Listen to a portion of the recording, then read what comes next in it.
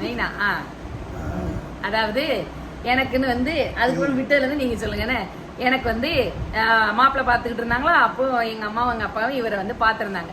எங்க அம்மா தான் ஃபர்ஸ்ட் பார்க்க வந்தாங்க. மாப்பிள்ளைய பார்க்க வந்துட்டு ஐயையோ மாப்பிள்ளை பிடிக்கவில்லை அப்படி என்று எங்க அம்மா சொல்லிட்டு வீட்டுக்கு வந்து எங்க அப்பாட்டையும் சொல்லியாச்சு, சரியில்லை மாப்பிள்ளைக்கு பேக்ரவுண்டு ஒன்றும் சரியில்லை மாப்பிள்ளை அப்படின்ட்டு வந்துட்டாங்க.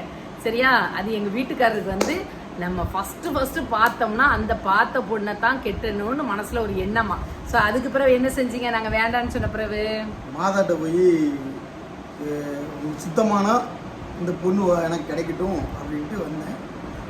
அதே மாதிரி திரும்ப எங்கெல்லாம் சுத்திட்டு மாதிரி இவங்க திரும்ப அதுதான் நண்பர்களே நான் சொன்னல என்னுடைய லவ் அந்த பாத்தீங்களா அந்த மாதா. அதனாலதான் இந்த லைஃபை வந்து விட்டு பிரியவே கூடாதுன்னு இவ்வளோ கஷ்டம் வந்தும் மறுபடியும் வந்து 2 பேரையும் வந்து என்ன பண்ணி வச்சிருக்காங்கன்னா சேர்த்து வச்சிருக்காங்க. அப்படிதானே?